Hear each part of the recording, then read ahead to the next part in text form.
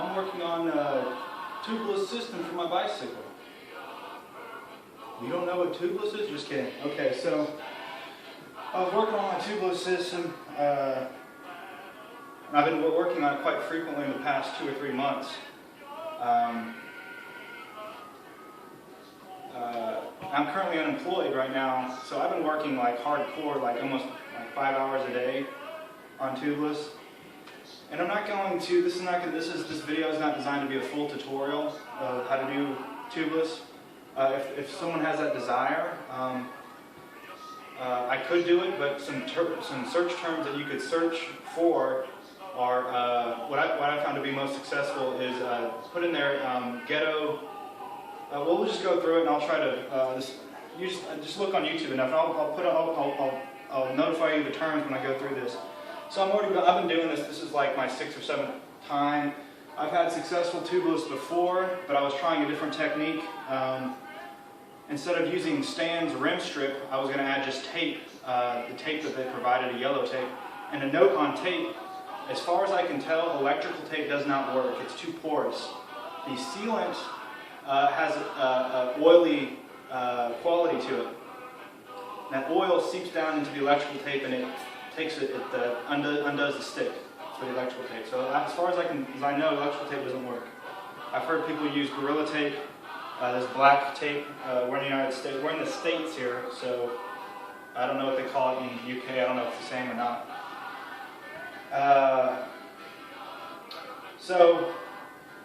I've tried different methods. I tried that. The yellow tape didn't work. It stuck. I had problems with the valve hole where the valve comes out. There's the hole leaking there or something, and I won't go into the details. But I'm already almost done. I'm going back to the way I had it. Again, the reason why I was trying to get try to do this new way is to reduce weight, make the tire faster, make the wheel faster. So what I've already done is I'm already almost through this, and I decided to make a video for those people who might benefit from it, for the benefit of others. This tire's already inflated. It's tubeless inflated. I've already taped it up. So the method that this tire is very loose on this rim. This tire came with the rim. It's a specialized kind of a base model rim with the ground control tire, and it was very loose. I tried other methods. The official way you're supposed to do it, I could not get it to work. The only way I could get it to work is this tape method. I did not try the inner tube method where you split up an inner tube. And that could be a search term that you can look for, tubeless inner tube, split inner tube, or something like that. That'll pull up another technique. So the first thing I wanted to add is this video that I found to be pretty interesting. I'm currently standing in Central Texas right now, and it's quite humid. It's rained more this season than it has in quite some time. And what's interesting is tape does not stick very well to rubber. Now when it's humid outside, especially if it's really humid, like when I was doing this when it was raining, and when it was raining it would not stick at all, which is very interesting to me. And this is in a garage. Of course it was out in the rain. So the reason I'm in here, it's humid outside, and the tape, it's critical that the tape sticks. You want the tape to stick as best as it can stick. Okay. So that's one thing. If you live where it's very humid, or maybe if it's raining where you are, or when you're doing it, maybe go inside or wait. I found that humidity for the tape method, it's very frustrating when you add this tape in there and it doesn't work. Okay, the second thing is the sealant. You want to make sure the tires are very clean, and I skip that, but because a lot of times people kind of stress that, and I don't think it's 100%, yeah, that's the ideal situation, but it's somewhat unnecessary. It was the thinking I had. However, if you've tried to do it before and you have sealant, even if you wiped it up, you just got to soak this whole tire up and clean it, because that sealant again has that oily consistency, and the tape will not stick. So that's vital that you do that. I would have saved myself, I don't know, a day or two of working, like 5 hours, 10 hours, if I just would have cleaned it. And it's simple, in hindsight, it's like, yeah, obviously clean this oily stuff on it. But you kind of feel like you can get away with it. You get the white spirit, or if you're in the United States, you get rubbing alcohol, isopropyl. You get white spirit, and this is what I was doing. I was getting white spirit and getting the paper towel and cleaning up, after every failed attempt, and it just wasn't doing it. You got to get soap and soak the whole thing up, soap everything, because that sealant, that oil gets everywhere, and it just stays. And it's kind of tricky. You don't feel it real. It's not real obvious to the touch, but it's there, and it messes with the tape. So those are the two things that I mainly wanted to make this video for, but I'm going to go ahead and go into a few more things that I've done. The person who taught me the tape deal on YouTube, this is something they didn't do. And what I've done is they've added tape straight from the roll. They'd add one consecutive or one whole piece of tape, and that doesn't work very well. I did that the first time and it worked, but after doing this, several times, I finally realized that I don't know if you can see the cuts, but I basically cut tape about this yay long, and I just cut a whole bunch of them, and I just taped them on here. That's much better than one single continuous piece. So that's a good tip. The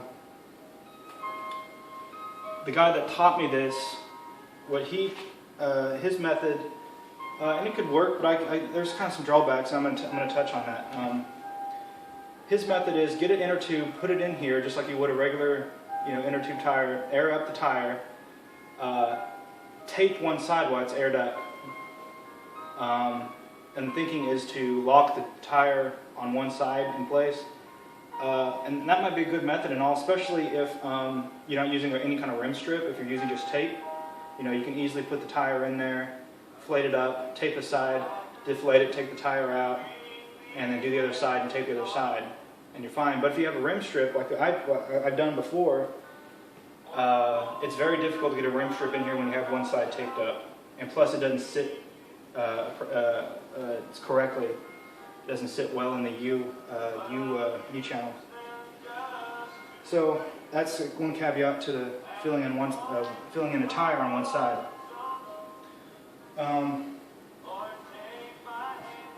So the best order of operations when it comes to this, as far as when do you add the sealant, when do you do the tape, the best I've come up with so far is don't put any sealant in the tire right now. I don't know if there's any sealant here. I'd have to. No, there's no sealant here. So you do one tire, no sealant, put it on here. I have a rim strip in here, not tape.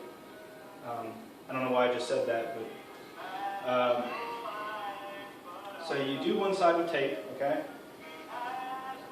Then you do mostly the other side with tape as well, but you leave enough of a room here to get a cup and put your sealant in there while all this is taped up. And the reason for that is just a precaution that sealant doesn't get involved with the tape.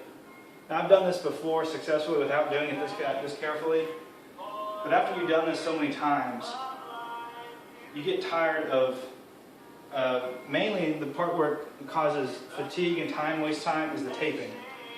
When sealant gets on this tape is ruined. You can't use it. So here you are again, cutting out a bunch of tape strips, and then carefully taping it on here.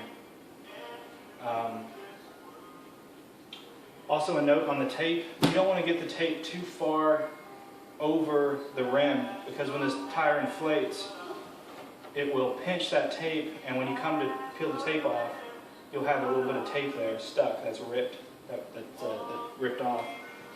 And you might be able to get lower pressure, but you might not, you might not want to risk it because of you might lose your tire pressure and your tire seal, the hooking of the tire on the rim, on the hanger on the rim. So,